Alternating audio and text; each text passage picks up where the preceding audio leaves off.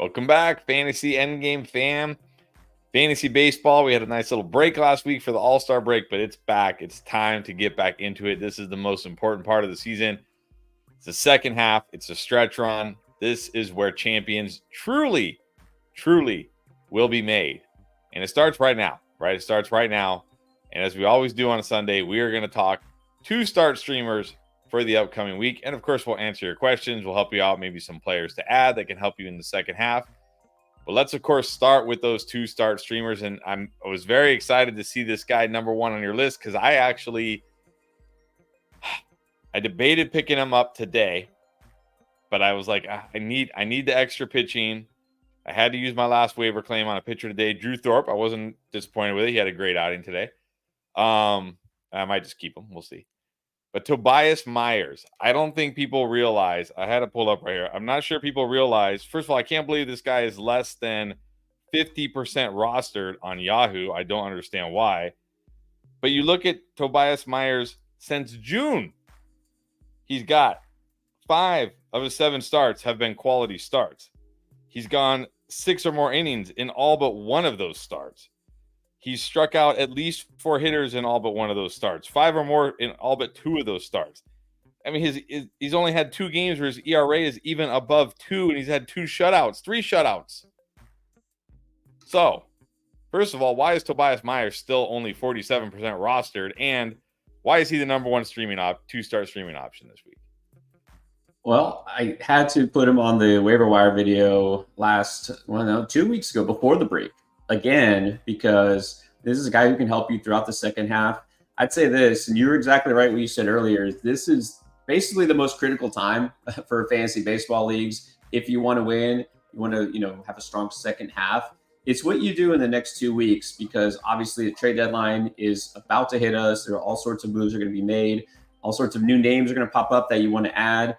But at the same time, I think the biggest mistake that people make is, of course, not paying attention. And part of that is just you hold on to your preseason conceptions of what these players are worth, their value.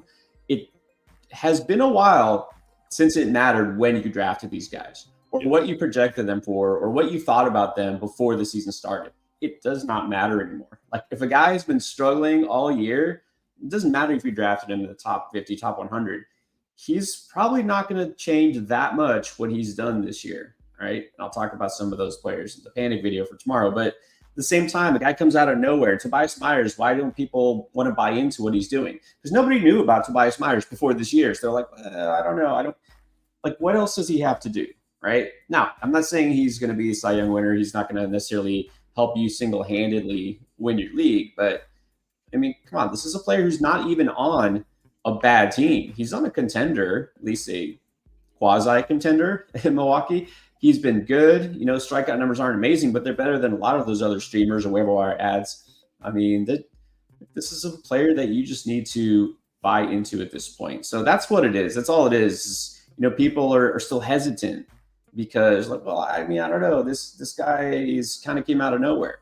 But if you look at it at his history, and I talked about this, he was a very high draft pick, a very well thought of prospect. It was just 3 or 4 years ago. And then now he's kind of had this labor career surge. So anyways, at this point, just look, what has he done over the past month plus? Has he been consistently good? Yes. That's it. End of story. I agree. And now your next two-start streaming option, a guy you actually did pick up in our league, I noticed, Albert Suarez of the Baltimore Orioles. So the good here with Suarez, ratios are fantastic this year in 70 innings. 2.82 ERA, 1.24 whip. Of course, he's on the Orioles, which means plenty of chances for wins. The bad here when I look at him, only 55 strikeouts in 70 innings, so pretty low on the strikeout to inning ratio, and only 2 quality starts. So this week, though, gets a fantastic schedule. The Marlins, we know, one of the best teams to stream against, and the Padres. The Padres can hit sometimes, but they're also a good team to stream against. So you added them. What do you like about them? Well, with Suarez, I think this is probably the last week before the glass slipper falls off, or however that goes. The Orioles are obviously going to add some, if not multiple pitchers. to the rotation before the deadline. Suarez has been solid for the most part, but it's been kind of up and down, right? When he first got put in the rotation, was great, and then struggled a couple times, moved back to the bullpen. Now, out of necessity, back in the rotation. So, yeah, this is probably the last time, honestly, he'll even be a two-start streamer, much less be an interesting one. But this week, he is going to be one of my favorites because he's gotten better, right? He had that early surge where he was great, and we knew that he could only get by, for so long on this. This is not a guy who strikes out a ton of batters, doesn't have great velocity. This is a player basically who's just way overachieving based on his existing talent. No offense there, but at some point, right, the other shoe will drop. Another shoe metaphor. But this week, gets the Marlins, gets the Padres, two offenses that are great to stream against. He's been much better lately. And so I will like him this week. He's one of the guys I've talked myself into as a streamer for this week. And then I am almost 100% sure I'll drop him after this week.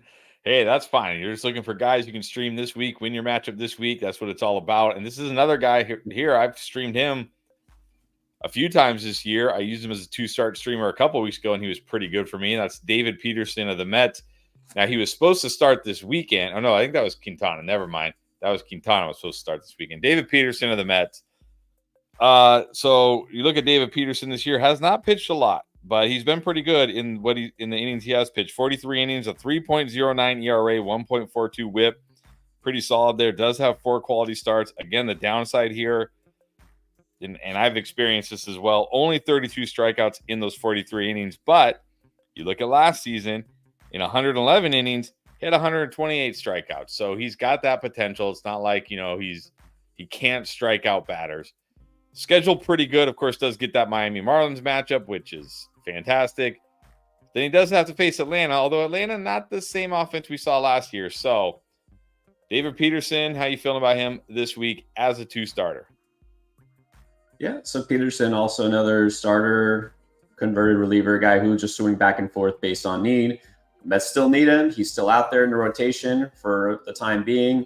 I like the schedule this week. Obviously, the Marlins, like you said, Atlanta, not really that scary. And they're putting together some semblance of offense. But again, look at the bottom of that order these days. Orlando Arcia is just doing nothing with the bat. They've got Eddie Rosario back out of sheer necessity, out of desperation, I guess I should say. Matt Olson, can't hit the broadside of a barn. It's not a scary matchup anymore. So I like the matchups. Peterson is another guy I'm going to trust this week. I'm not going to trust long-term. Even if he does stay in the rotation, Senga's going to come back eventually. Who knows what the Mets do, but still. I like him this week, but he's a guy who I'm going to warn, he's way exceeding his expected ERA, especially expected stats in general. They're not good. They just aren't. But he's one of those pitchers who seems to get by with this. Kind of the crafty veteran lefty, I guess. A 5.36 xERA. It's not what you look for, but this week, I think that he can get you by again. And he does post at least decent strikeout numbers. All right. Yep. I agree. And then a guy, I've debated streaming him multiple times this year. I don't think I've ever actually pulled the trigger on Michael Lorenzen of the Rangers. His ratios are pretty solid. 3.52 ERA, 1.22 WHIP. He does have 8 quality starts, which is nice. But you look at his last 4 starts, he's gone only exactly 5 innings in all 4 of them. So even against Tampa Bay, when he pitched a shutout, well, he didn't pitch a 5-inning shutout, still only went 5 innings, and also only 65 strikeouts in those 92 innings. So another guy not going to get you a ton of strikeouts.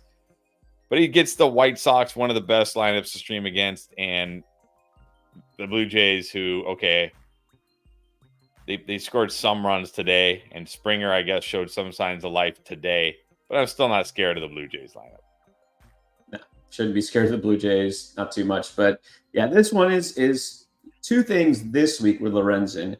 It's the schedule, like you just mentioned, and then also he possibly is auditioning for clubs, or I guess the Rangers are auditioning him for trade partners. The Rangers look like they're probably going to be sellers, especially in that rotation, that very old rotation that they have. It's not cutting it. They might trade Lorenzen, might trade Haney, might trade any of their veteran starters. And so Lorenzen is a guy who definitely could be on the move. So I would think he put his best foot forward. I also don't think it's going to be that hard against the White Sox and the Blue Jays. So you got to know with Lorenzen, the strikeout numbers aren't going to be there. Very low, 17% K rate. So just take that into account. That's why he's lower on this list. But he's a guy, he's very feast or famine, right? It seems like when he's on, he's on, and when he's off, he's off. I'm going to bet that he's going to be on this week for those reasons. All right, then let's talk about a guy who actually does get some strikeouts. Lance Lynn of the Cardinals. He, this season in 96 innings, has 92 strikeouts. You'll take that as a streamer. 4.39 ERA, 1.39 whip. Not great. Only 6 quality starts. Of course, if you're in a wins league, he's on the Cardinals, so good luck with that. But he's been pitching well lately. He's got 3 quality starts in 4 of his last starts in July here. He pitched against Cincinnati, didn't give up a run. Pitched against Atlanta, pitched very well. So it's not just, feasting on bad teams, but he does get 2 terrible offenses this week. I almost said the Steelers, the Pirates, and the Nationals. Those are definitely teams I love to stream against. So is Lance Lynn a more volatile streaming option this week than some of the other guys? Volatile is, that's putting it nicely. Lance Lynn is one of those guys you look at, he'll put together a good start, another good start. Oh, yeah, I remember Lance Lynn, he's pretty good. And then he has one of those starts that, makes you hate your life and just want to quit, rage quit, and just wish you never picked him up like he had not too long ago before the break. And so it's like those really bad starts really skew his ratios, but at the same time, it doesn't matter, right? If he's in your lineup when he has that, I prefer him in a weekly league where he's not going to kill your season-long ratios by inflating with those bad starts. So if you can wipe the slate clean after this week, if he has another one of those blow-ups, then fine. No risk it, no biscuit. You're streaming anyways, right? But we hopefully will see the good Lance Lynn because it's the Pirates and the Nats. And at the very least, he's not going to give you 0 in the strikeout department. So there's always risk with Lynn these days. But let's hope we see the good version of him this week. All right, now let's finish with a pitcher who's seen his roster percentage go up quite a bit over the last week, 10%, because we're finally going to see Max Meyer return from pitching great, being demoted for no reason, like not returning from injury, not returning because he was struck. No, just returning from I don't know what. Because when we saw him earlier this year, I picked him up to start the season. I thought I had picked up a hidden gem. He had 17 innings pitched, 14 strikeouts, 2.12 ERA, 0.82 whip, 2 quality starts in 3 starts. And then the Marlins were like, yeah, get out of here, buddy. We don't need you. But they're bringing him back up this week, and he gets 2 starts, which is good news.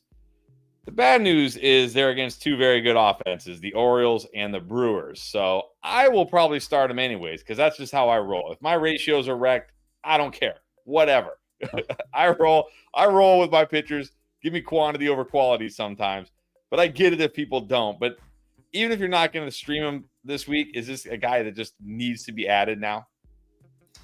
Yeah, so I'm throwing Meyer on here because even though I did talk about on waiver wire, it's a guy, look, just if he's out there, go grab him. He's not going to be universally added, and I understand there are reasons.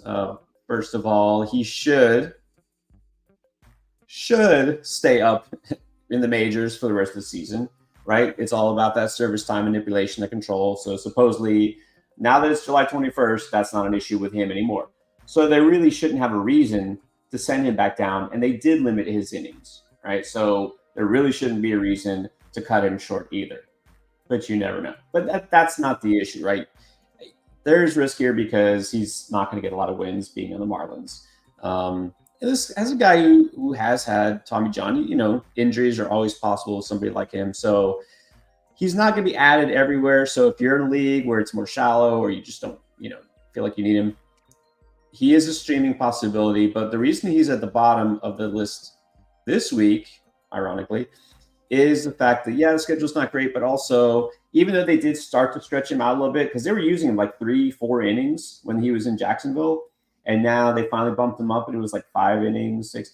I don't have full confidence that he's going to be out long enough to get you a quality start or necessarily win, even if he's out there 5+ innings. So I think his first couple of starts, we're going to see maybe 5 innings out of him. And I don't love the schedule. So I still am buying fully into Meyer. But purely as a streamer, if you're in a league where you don't add him, he's not at the top of the list this week. But after this week, especially if he does look good, then he could be a must-add. All right, there you go. Those are the top 2-start streaming options this week. Of course, there are more 2-starters. So if you have questions about any of them, if these guys aren't available, drop it in the chat. We will get to those. Of course, any questions you have as we head into the second half here. But before we do, I got to remind you, if you haven't tried Underdog Fantasy, still a great time to join, because all new customers are going to get this Shohei Ohtani special, not for tonight, for tomorrow. So it's actually for tomorrow. When they play the Giants, you'll get the Shohei Ohtani special. All he has to do is step up to the plate, and you win. And look, if for some reason he doesn't play tomorrow, like if they scratch him or whatever, they'll give you a different one. Don't worry about that. And of course, if you want to try it out right now, you could still put a pick 'em on Shohei Ohtani, because we have one more game tonight. Dodgers, Red Sox, man, like 20 years ago, 15, 20, 30 years ago, this would have been must-watch TV. Now it's probably, it might still be must-watch TV just for Shohei, but not quite the rivalry it used to be, but still should be a good game. And, of course, you got all these picks right here you can take advantage of if you want to get some more action on your fantasy baseball. Just make sure when you do join Underdog Fantasy, you use promo code ENDGAME, because that will make sure you get that Shohei Ohtani special pick, plus up to $250 in bonus cash that you can use right away to make picks, do fantasy football drafts, whatever you want. All right, time for the questions. Start with Harry Grossman, who is here. If I'm reading this right, this question is from 3 hours ago. I hope you're still here, Harry. All right. He's got a trade question in a 12-team keeper league. He traded Juraxen Profar, Ronaldo Lopez, and Ronald Acuna. So remember, it is a keeper league. For Kyle Schwarber and Luis Castillo. He's keeping Vlad, Tatis, and Yordan Alvarez. So I guess really, okay, all he really wants to know is, for his last keeper, are you keeping Schwarber or Naylor? All right, so the deed is done. So basically, which slugger we like better? I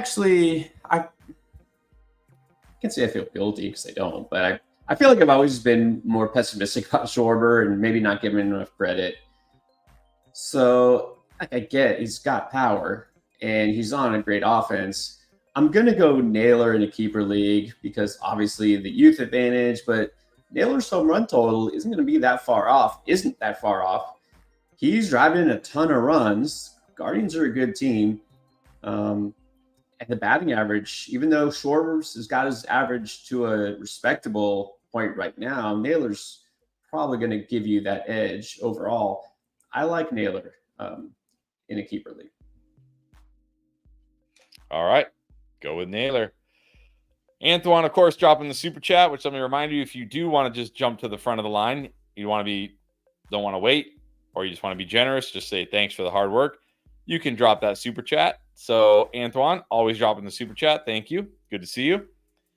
Casas again. I don't know what 9/1/24 is. That like what they're saying now? He's not going to be back till September 1st. I'm seeing here that yesterday Alex Cora said it will be a while before Casas is able to begin a rehab assignment. So, I know you like Casas.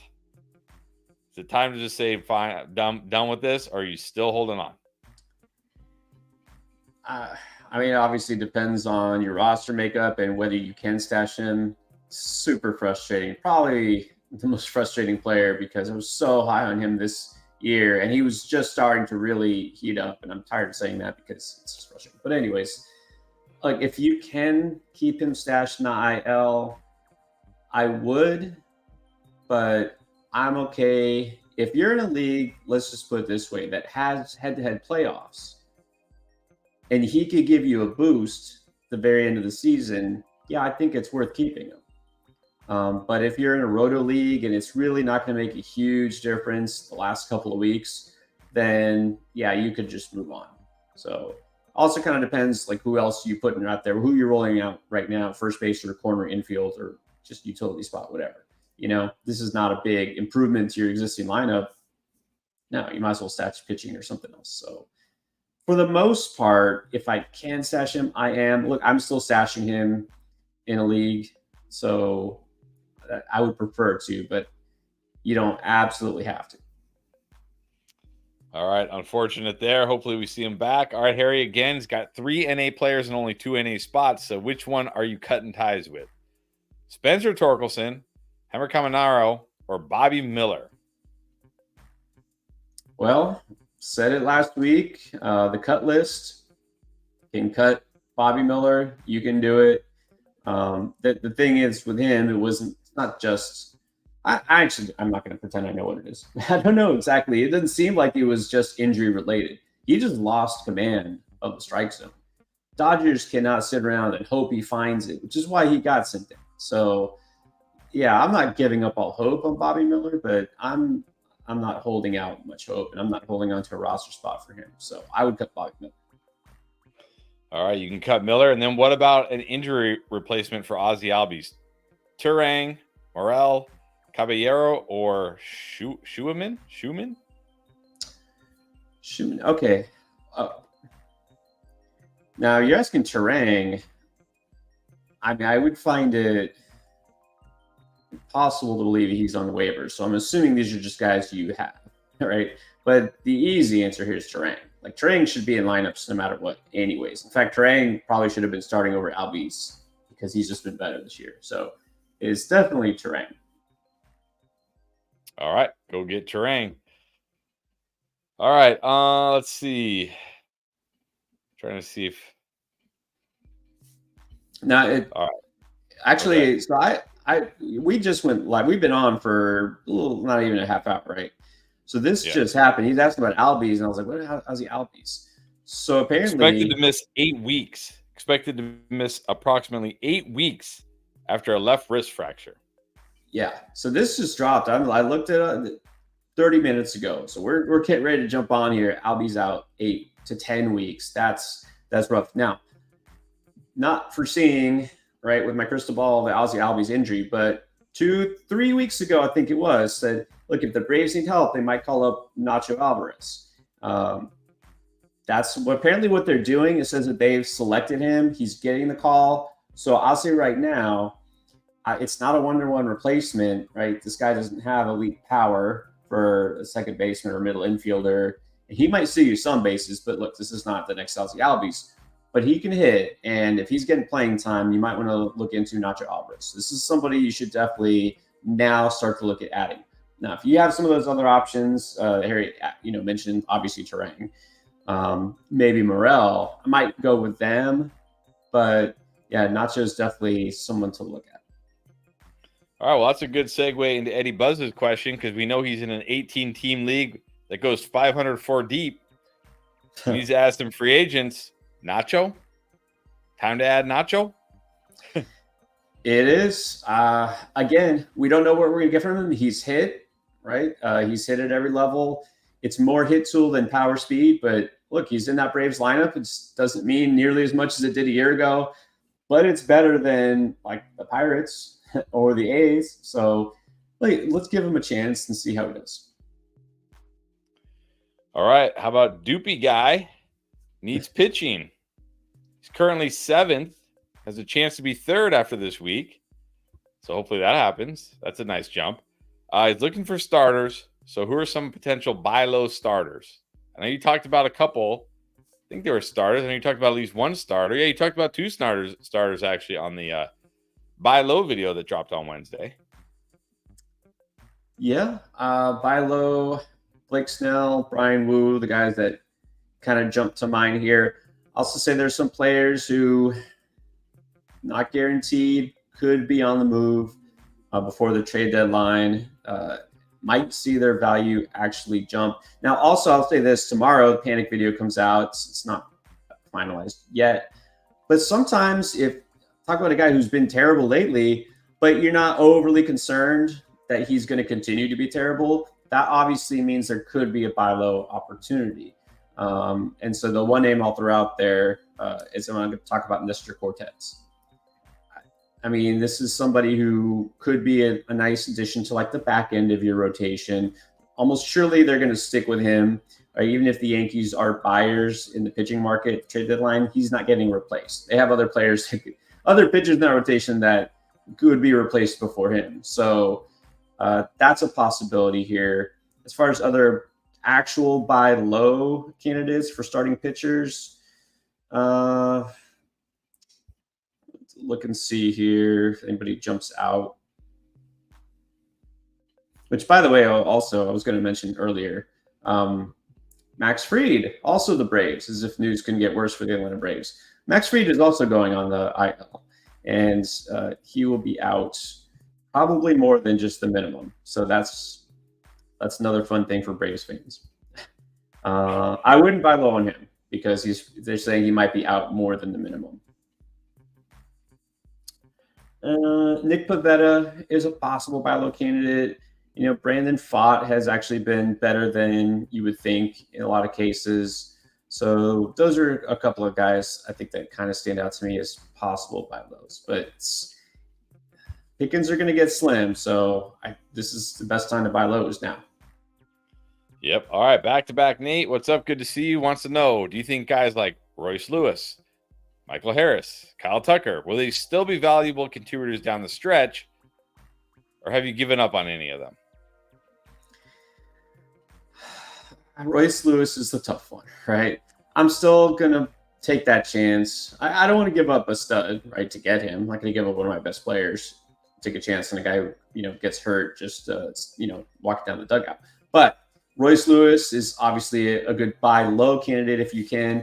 Kyle Tucker's a weird one because you feel like he should have been back. Like, are they hiding some sort of a different injury or something that's more serious? It shouldn't take this long.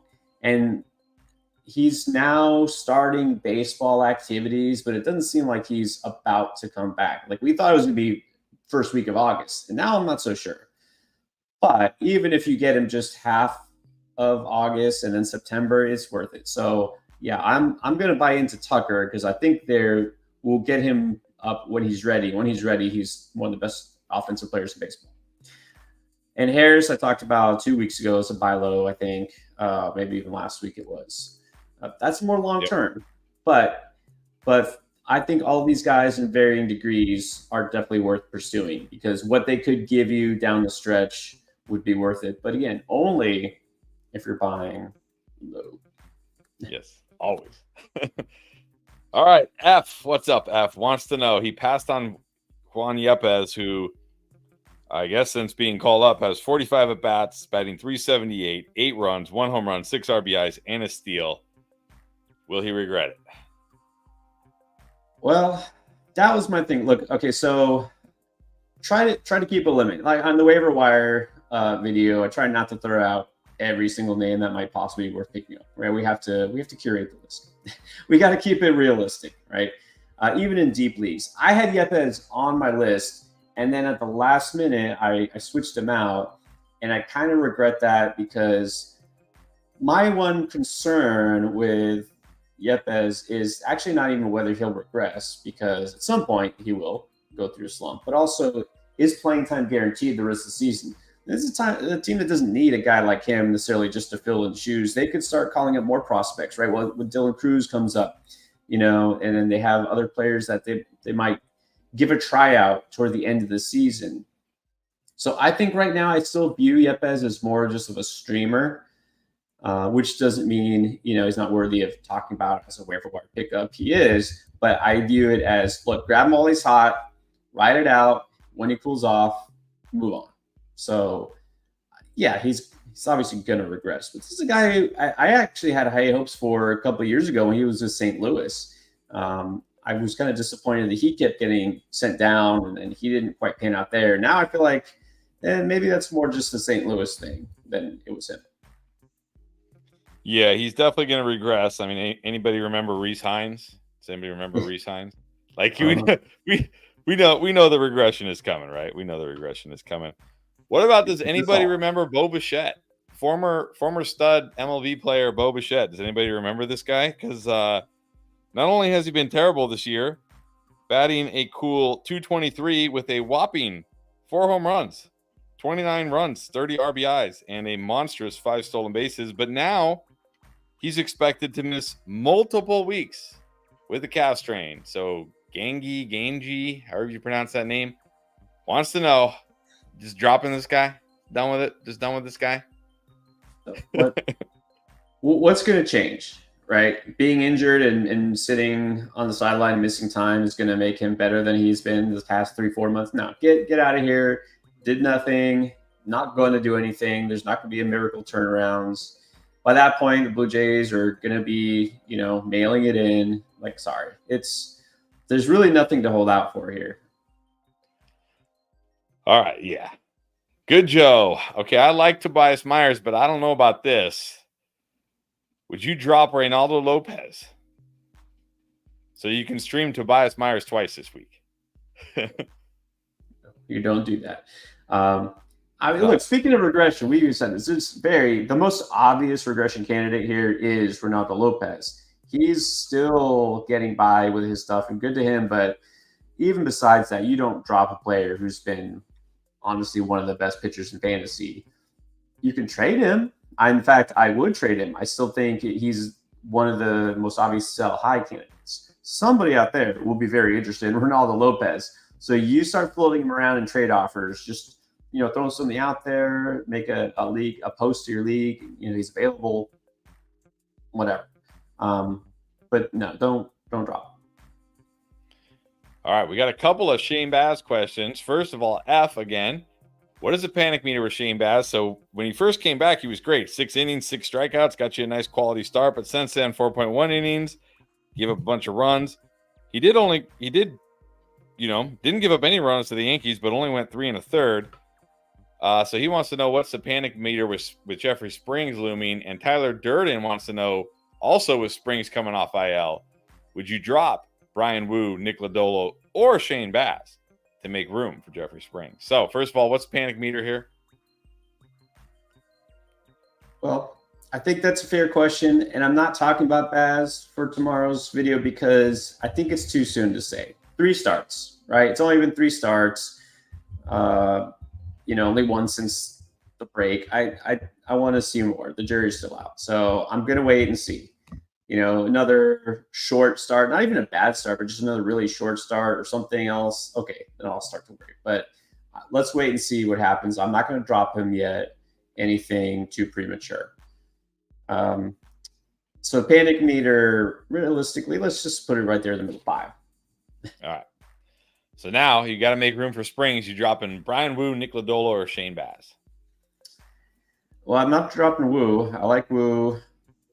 I did say a week ago that Lodolo is somebody who been a little disappointing, underwhelming. He's fine. He can get strikeouts sometimes in bunches, but he's another guy that sometimes he's just off. I think I would drop Lodolo out of these guys. All right, there you go. You can drop Lodolo. Uwe2K, what's up? He needs to drop guys for these pitcher recommendations. I guess for the guys we talked about, the 2-star streamers. So if you're trying to make room for some of these streamers, in what order would you drop Jackson Merrill? Are we dropping Jackson Merrill in any order? Brooks Lee, Mark Vientos, or would you just not drop any of them? So no, I don't think you need to drop any of them. Brooks Lee still high on. He's been good since the day he got called up. Jackson Merrill is looking like a firm hold. He's getting you homers and steals. He plays every single day. Vientos, he's been good. There might come a time where he hits a cold patch. But for now, if you don't have to drop him, I wouldn't. All right. So if If you were going to drop one, though, it would be Vientos. If you're like, I Yeah. need the pitching help. All right. Right. And then in a deeper league, deeper league doesn't. Oh, okay, never mind. He was responding to something else. Okay. All right, here we go. Are you ready? I don't know if you're ready. Juan Osorio, what's up, Juan? Juan, are we dropping? Are we dropping Matt Olson, your first round pick? Wasn't this guy like your first round pick? Are we sending first round pick Matt Olson to the curb? He was at the very latest a second round pick in a lot of leagues, and I saw him drafted in the first round in some leagues. I don't know. Would it be unfair to say wait until tomorrow because he's the first guy I'm going to talk about it on the panic video? Because you're panicked, obviously. You can't drop Matt this. Olson. I can tell you right now, if somebody in our league drops Matt Olson, I'm picking up Matt Olson. I don't care. Yeah, as crushing as he's been to you, I can't drop a player like that. And I know, okay, look, this is not hypocrisy. I know I said forget where you drafted him, not because of where you drafted him, not because of what I thought of him preseason, because what I know of what he is still capable of. Like Bo Bichette was still drafted fairly high in leagues, and I don't care. I've seen enough. I know what I'm getting out of Bo Bichette. We saw the signs last year, right? Stop stealing bases. Okay, so I forget Bo Bichette. Matt Olson is different because he can go on a power binge. I'm not saying he will, but I don't want to take that chance, right, and miss out. I don't want to drop him and then somebody else gets that. So, and he is still hitting cleanup every day. He is still, capable of driving in runs in that lineup. So am I extremely panicked about Olson? Absolutely. But I'm not dropping him, right? I'm benching him, but I'm not dropping. Yeah, the worst thing you want to do here is drop him.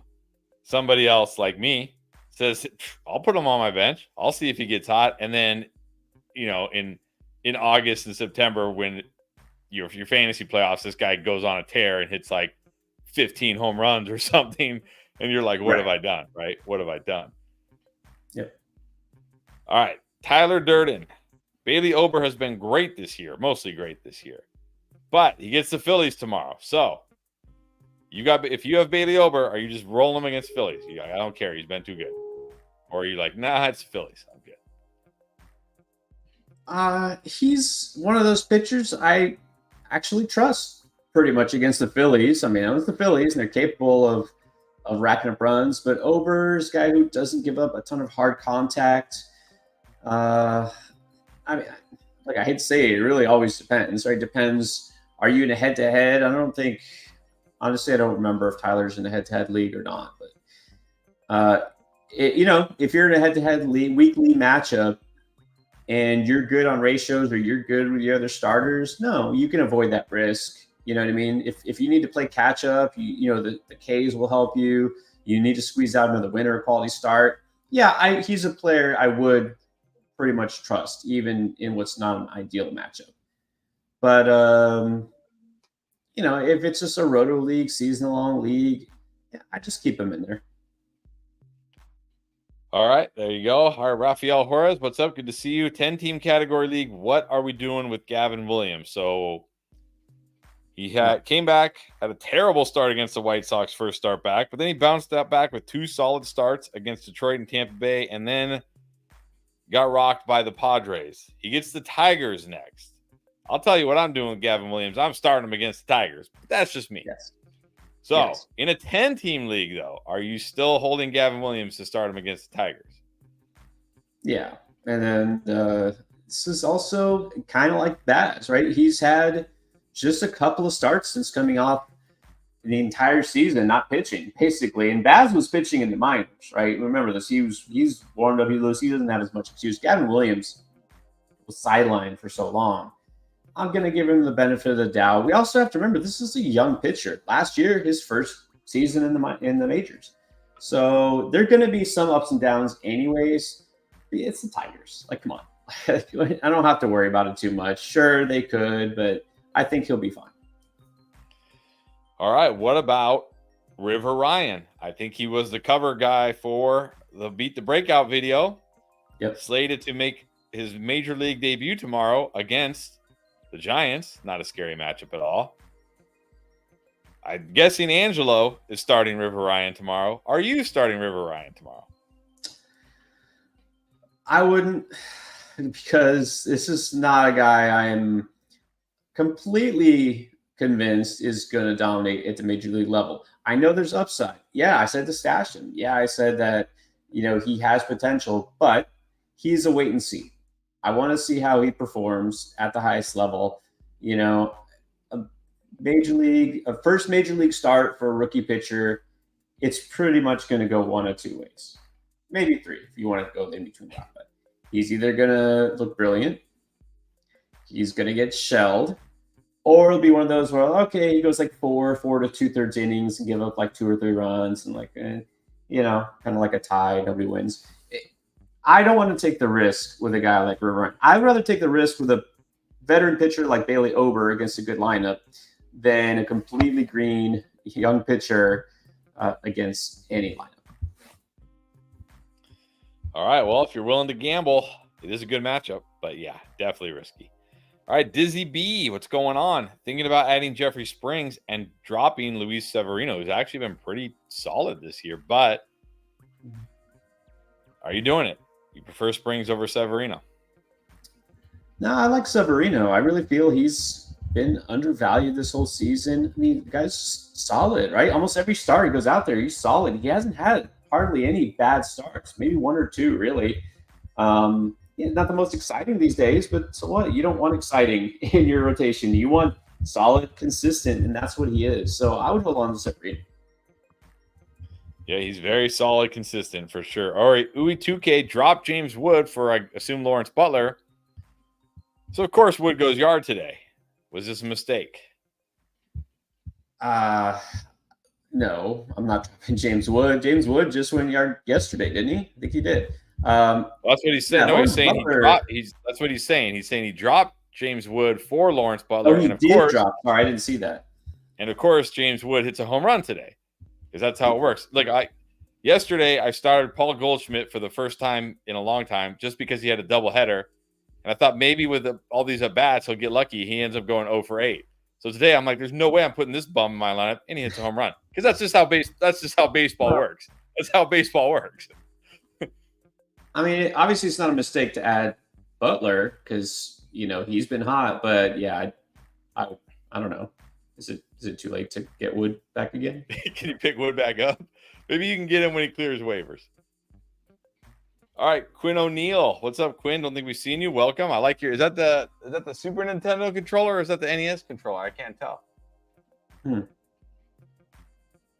like one of those controllers, or maybe it's a guy. Maybe it's a guy. I don't know. Anyways, okay, Quinn.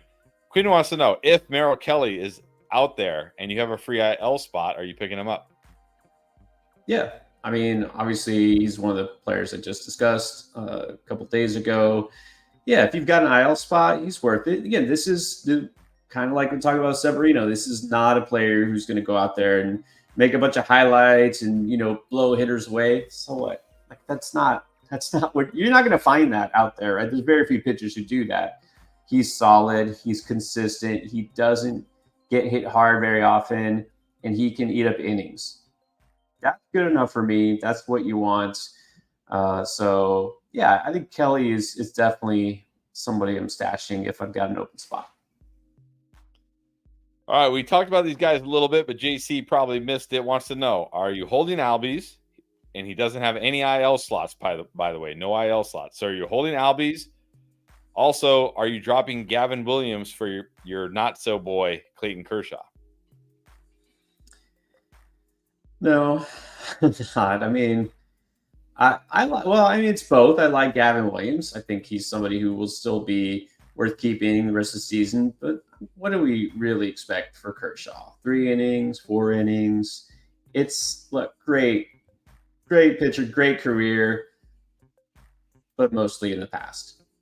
All in the past. So I'm not going to drop Gavin Williams for Kershaw. If Albies is out 8 to 10 weeks, by my math, even if it's just 8 weeks, we're talking basically the end of the season. Am I right? The season's going to be over. No, if you don't have any IL spots, which is unfortunate, but it happens. I mean, what is somebody going to pick him up going to do? They're going to have a roster spot clogged up for 8 to 10 weeks, so you can drop him. All right, this one hurts.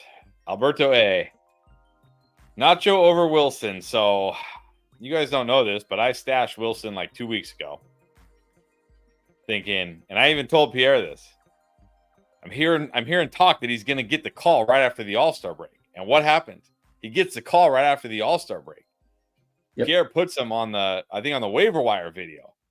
First hitter he talks about. He goes out there first game, base hit, scores a run, and then hurts his hamstring, is on the IL.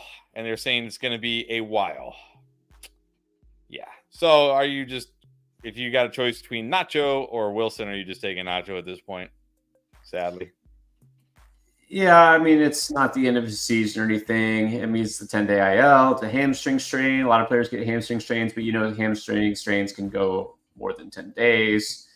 Yeah, that's, I don't want to say tragic, but it felt like it, didn't it? Like watching him like running the bases and then pull up, you're like what is that?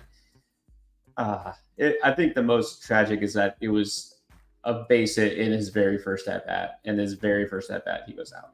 I don't think you have to keep Jacob Wilson, because probably not a bunch of people are running out to pick up an injured rookie who's had one at bat. So yeah, let's just give Nacho a shot and see what he does. All right, and that, Manuel, yes, definitely Nacho is a worthy MLB bat. Nacho. Oh yeah.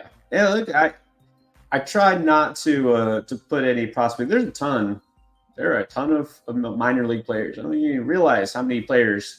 I think there's a lot of players in the majors. There's a ton of players in the minors, and all the levels and the systems. There's a lot of prospects who are thought of, top 30 prospects. There's not that many who actually make the majors and stay for more than like a couple of weeks at a time. So I try to be very selective about who I think actually has a chance to contribute for fantasy. And I do think that Nacho can, because he's got that hit till he makes contact. Again, I don't see 20, 25 home run seasons in his future. I don't think he'll ever be among the league leaders in stolen bases. But I think he can help you with average, and the fact that he's on a Braves lineup, albeit, again, without Albies, Matt Olson struggling, without Acuna, whatever. It's still a decent lineup, right? He can score runs, and he could drive in some runs at the bottom of that order. So, yeah, it's not going to be as high of a ceiling as Jacob Wilson had, but he's a guy who can fill in for you. I guess that's the best way I could put it. All right. And then Quinn wants to know, would you drop Max Scherzer for Tyler Anderson? Scherzer got rocked in his last start and is now day-to-day with arm fatigue. So you want Scherzer or Anderson? Tyler Anderson. Well, if there's something, injury related with Scherzer, yeah, I dropped him like a bad habit. But I don't want to overreact to one start. And yes, this is not the Max Scherzer of old. This is old Max Scherzer. But old Max Scherzer is still better than most pitchers, right, in the game. But I don't know. Is there something definitive on Scherzer injury-wise? Because it just says he's considered day-to-day. That's it. Well, if he's not precautionary. He missed a lot of time too. Getting a little older. I'll hold on to him and see how the next start goes. If there's still red flags up, or if he's just bad again, yeah, move on. All right, now a couple more Kershaw questions. I know how I feel about this one. Back-to-back, Nate. Kershaw must add, what do you expect from him going forward? And Uwe 2K, in that same vein, would you rather have Max Meyer or Clayton Kershaw? I'm definitely going Max Meyer. Yeah, definitely. What do I expect from Kershaw? Usable, possibly. Honestly, the way I'm looking at him, especially right now, is as almost more like a long reliever who might help you with ratios. But we have to accept the possibility that we're seeing exactly what you just saw from Max Scherzer, is what you're going to get from Kershaw. Arm fatigue, looks good for a spot and then looks bad. It's not the Kershaw of old, it's old Clayton Kershaw, right? So you have to be realistic. We can't get carried away by the name and by the, track record and all this stuff. So Kershaw is usable in some formats, but give me a guy like Meyer, young arm instead. All right. And then what about Rhys Hines? Quinn wants to know, should I sell high on Rhys Hines? This guy looked like Roy Hobbs for the All-Star break.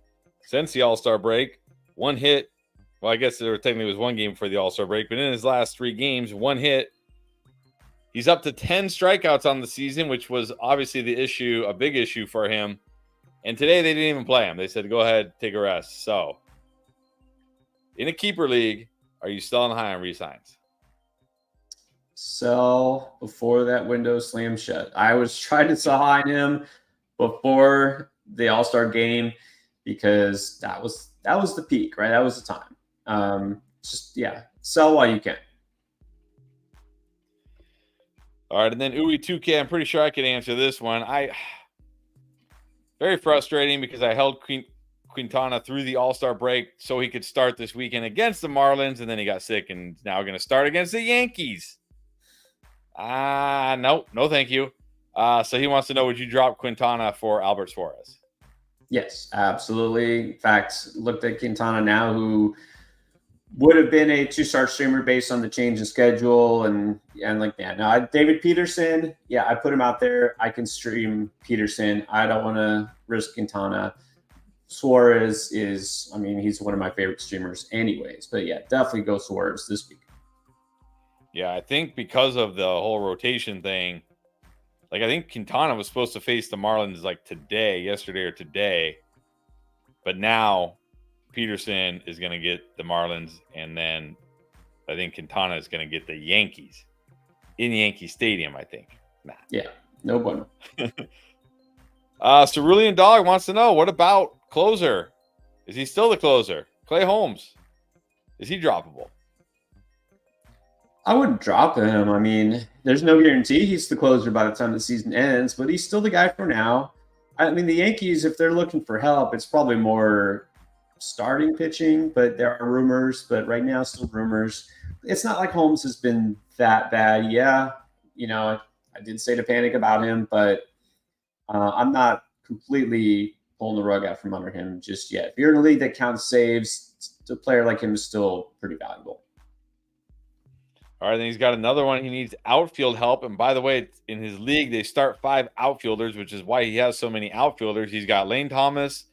I think, is that Luis Robert Jr., Donnie Rafaela, Tyler Ward, Buxton, Byron Buxton, Santander. But he's got to start 5, so why not get some more? James Wood, Lawrence Butler, Josh Smith, Blade, they're all available. Who are you adding here? Okay. Thomas keeps starting. He's been hot. Rafaela keeps starting. Robert, I guess keeps starting.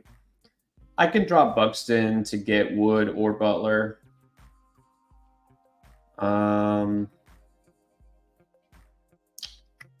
Okay, so we need 5. Man, okay, I'm going to start Thomas, Robert, Rafaela, Santander, and Wood.